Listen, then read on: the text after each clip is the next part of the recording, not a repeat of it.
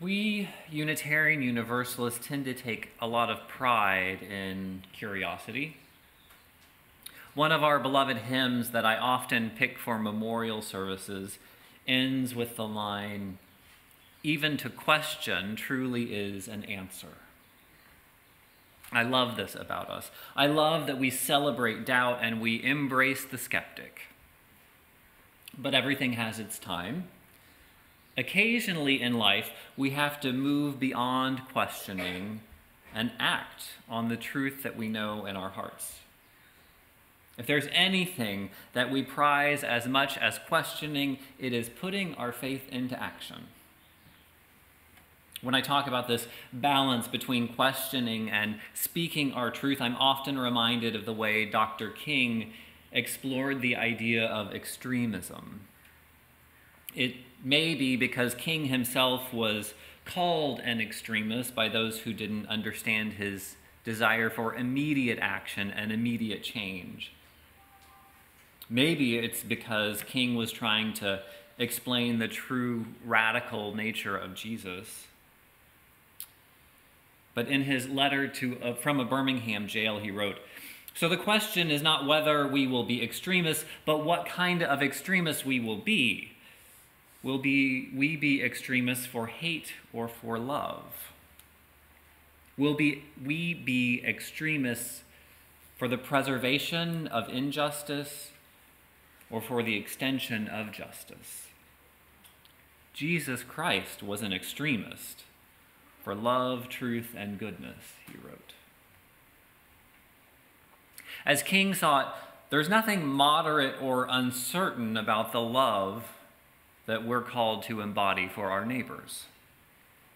The answer is clear and simple: love your neighbors. Actively love your neighbors. There's a story about that type of love in action, that radical love, that I came across a few years ago. I've shared this story in a sermon before, but it keeps sticking with me. As part of the research project that I did, speaking with UU ministers who are part of adoption, I heard some amazing stories. One was from an adoptive parent I spoke to. They told me about their long, exhausting process of bringing their child home. It took 20 months to bring their child home from another country from the first time they saw his picture. 20 months of bureaucratic nonsense, including a coup and a change of government in that country and the federal bureaucracy that they were dealing with, all while they knew their son was being poorly cared for in an institutional orphanage. In the interview, the minister said, "The thing that got me through was just telling myself this kid needs us, and I'm not going to give up on that." In the interview, the minister spoke so deeply about the power and the necessity of hope. She said, "Keep doing the things that make sense and trust in love. That sounds so damn trite," she said, "but I don't know any other way to say it. Keep doing the things that make sense and trust in love." If ever there's a time to set aside questions and doubt, it's loving a child. Keep doing the things that make sense and trust in love. It's simple, but man, it's powerful. As a lifelong UU myself, I'm often struck by the long and winding journeys some people endure in finding our faith. Meeting visitors and getting to know new members, I often hear how long it's taken for people to search for a religious home. Few among us were offered the gift of Unitarian Universalism by family or friends, but most of you had to wander and read and dig and have a very awkward first Sunday visit to learn about this religious home. So I want to share a pretty unpopular opinion with you today about that journey. From time to time, I hear UUs talk about how we don't go door to door seeking converts. We don't proselytize. Many UUs claim pride in this quietness about our faith because it somehow sets us apart from our more outspoken Christian neighbors. There's also an underlying respect for individuals' belief and sense of faith, that it's an inward, personal experience. Part of me understands that, but there are a couple of major problems with that stance. One is that very individualized understanding of belief is really outdated. There's no such thing as isolated individual belief about anything. No one is an island.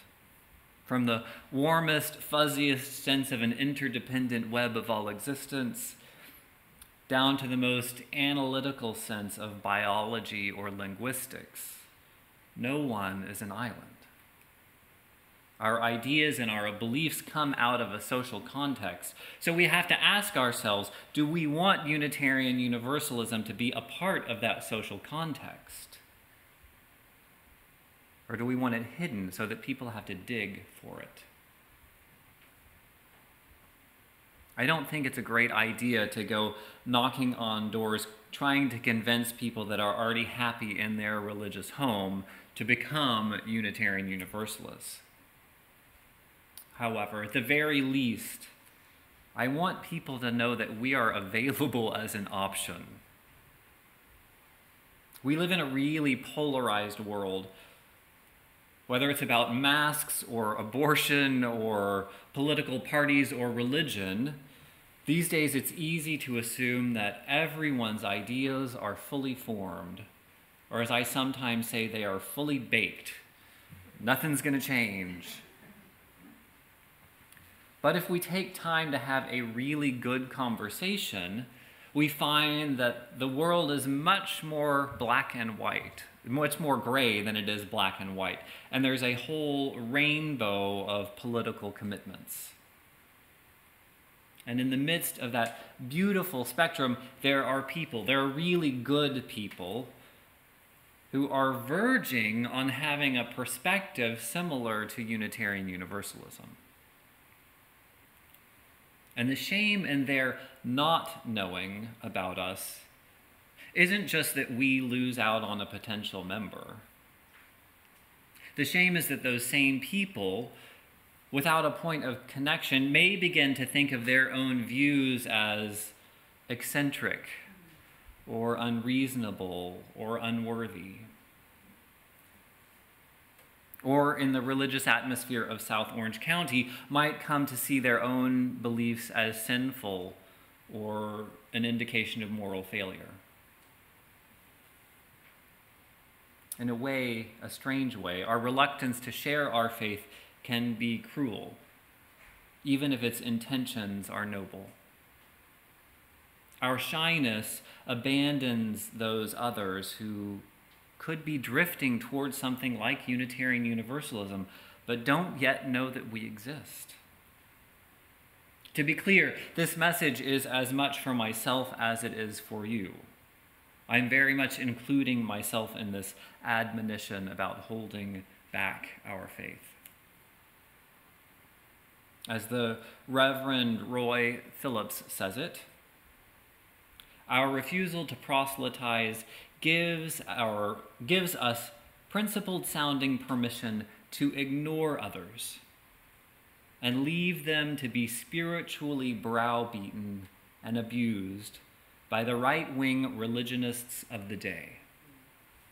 There are those out there who need to know there is a way in religion such as ours, that it has a long and noble tradition, and that it is represented in our day by a lively community of faithful adherents. Truth can be a great source of individual power. It gives us courage of conviction to act. But the power of truth also plays out in a much broader social context. When we share our truth, if it really is truth, it's liberating to others. perhaps other people who feel tremendously alone. So share the wealth, share the love. The reading that we heard this morning was called Telling by Laura Hershey. It's an incredibly powerful poem that explores the danger and the necessity of telling your truth. When I first read this poem, I heard it as a queer person. For my community, the power of truth telling is risky. It was deeply connected with the story of coming out. Perhaps that's why that reading initially hit me so strongly. This week, though, as I looked into the poem more closely, I realized it pointed to another risky truth-telling moment. I noticed that the author, Laura Hershey, is a woman, and I noticed in that closing stanza she's speaking to another woman. Someone somewhere will hear your story and decide to fight, to live and refuse compromise.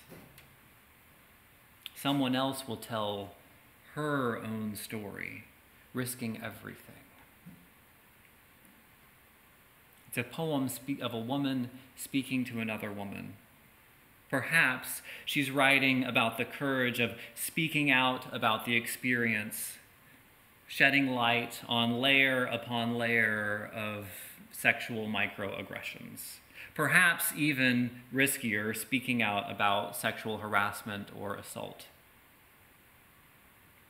Someone somewhere will hear your story and decide to fight, to live and refuse compromise. Someone else will tell her own story, risking everything.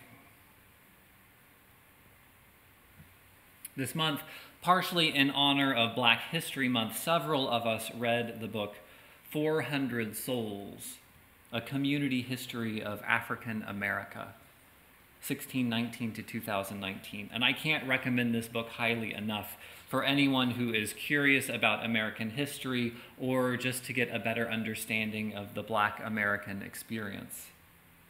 In reading this, I came across a nearly forgotten Black hero of our own time, Anita Hill. I was too young then to understand what was going on. Probably also due to my gender and my race, I hadn't fully grasped the bravery and the power of truth that she shared.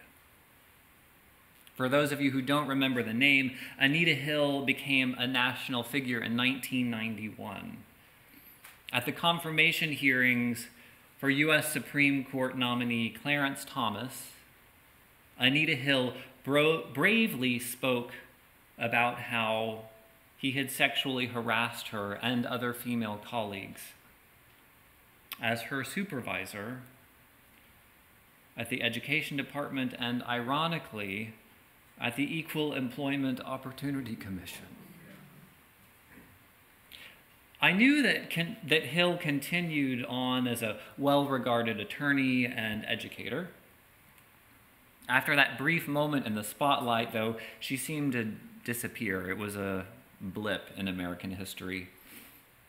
In my reading this book, though, I learned of the profound impact her truth had on the world. Mind you, her steadfast truth didn't topple buildings or change the world overnight, but her truth did create a powerful change. Through her testimony, the phrase sexual harassment was spoken in nearly every American household that year. And according to the EEOC, sexual harassment cases more than doubled between 1991 and 1996.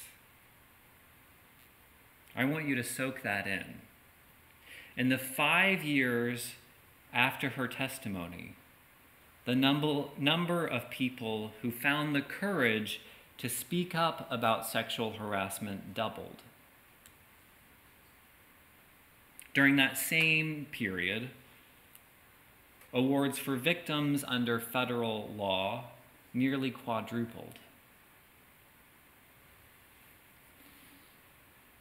The power of truth may not immediately transform the world.